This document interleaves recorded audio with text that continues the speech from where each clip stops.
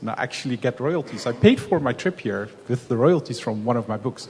So I get royalties. And now for some strange reason, if 30 years in the future when I'm old and gray and I don't have a pension because I was writing books, I didn't have a good job that built me lots of pension. So if the book still sells, would it be fair for the people that sell the books, the stores, the government with the VAT, the publishers, the printers, everyone, to make money off of that book? But I wouldn't get anything because the copyright has expired? I don't think that's fair. Well, copyright will not have expired, certainly not before you will have died, but anyway. So, do you have a... Yeah? So you, in order to create those books, you use lots of knowledge that was given to you by a society that spent, several 10,000 years building up that knowledge. You don't have to pay it. Most of those people who figured out, how to do all the things that makes it possible for you to even learn to write and have a house and so there's a ton of knowledge that makes your life possible, and you get that for free essentially. So then why is it that we need to protect your knowledge? I'm not saying I want to abolish copyright. I'm saying, protection into perpetuity might be a bit ridiculous given the amount of knowledge that you have gotten for free from a society. I'm a technology consultant. I can't write a report and then live off that for 50 years. I have to write something new every month. Otherwise I don't get paid. And by the way,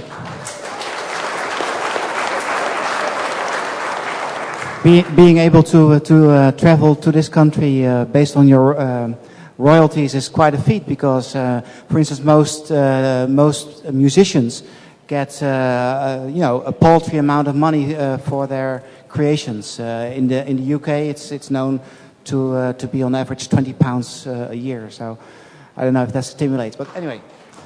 Sorry. No, I agree with the person who asked the question.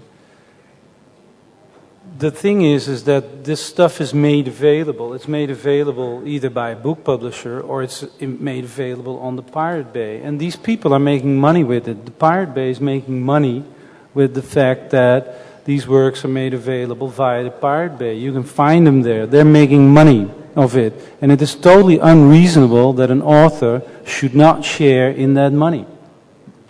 I think yeah. Well, may I start to congratulate the gentleman with the fact that he is earning royalties, which puts him in the bracket of about only 5% of the authors which really get any royalties out of what they create. If you frame the discussion in terms of fairness, is it fair that the automobile manufacturer who made a car, which Tim says you wouldn't download or you wouldn't steal one in his sponsored TV adverts here in Dutch television, that until 70 years after his death, he will be still getting money from making that car, which he can't enjoy having because he had sold it ages ago, whereas the creator of a book, which can still enjoy the book he wrote, his descendants still can earn royalties over that. There's a disparity there, and at the end of the day, you probably never get to an agreement what is really fair or what is not fair, but you can prove what is an incentive for people to write books. Okay, let's go to...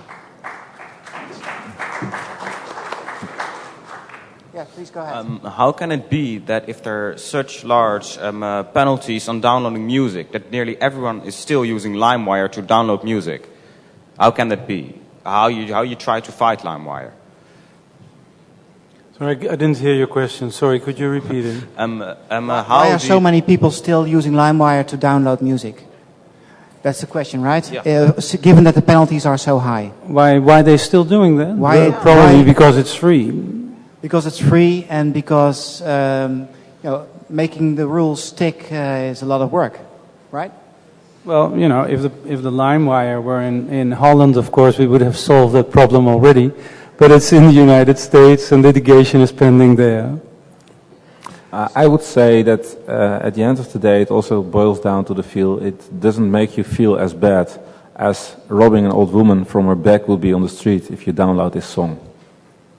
All right, but how do you try to fight LimeWire? Do you go to houses and break in and then go on their computer and see that they have LimeWire and then you arrest them? Or how do you try to fight it? No, basically, I personally believe that you shouldn't really impede people's freedom. So, I'm not in favor of what you're saying, go to individuals, people's houses, and look at what they're doing. But, people who want something on the internet, they go to places on the internet, websites and web services, where they get access to that stuff. And those places are really the new shops.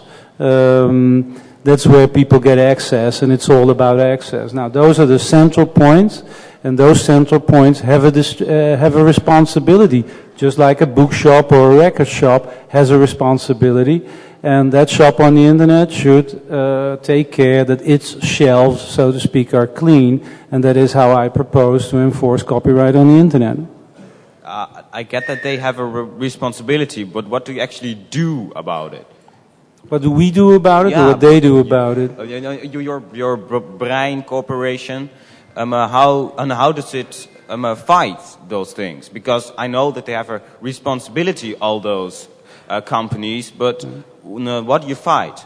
How do you fight it? Do you arrest the guys that host the LimeWire or the sites where they can download?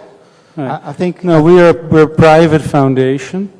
We use civil law means. So basically, we write to the website owners. If those owners are anonymous, then and do not react, then we basically go to the hosting providers and get the site closed down.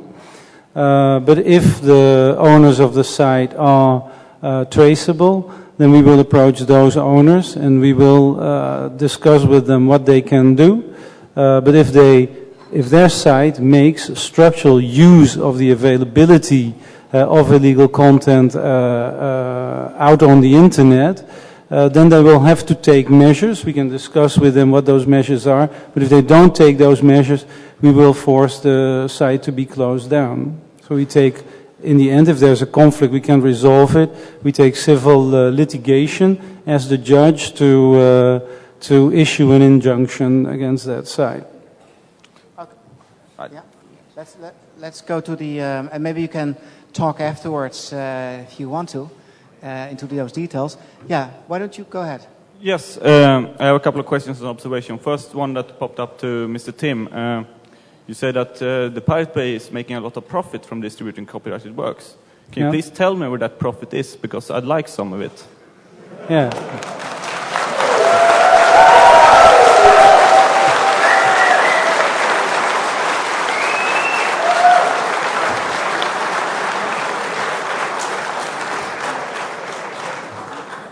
Well, I would say you tell me, you're here, somebody paid for your trip. Yes, I paid for this trip by developing computer software. Sorry? I paid for this trip by developing computer software for my customers. Mm-hmm.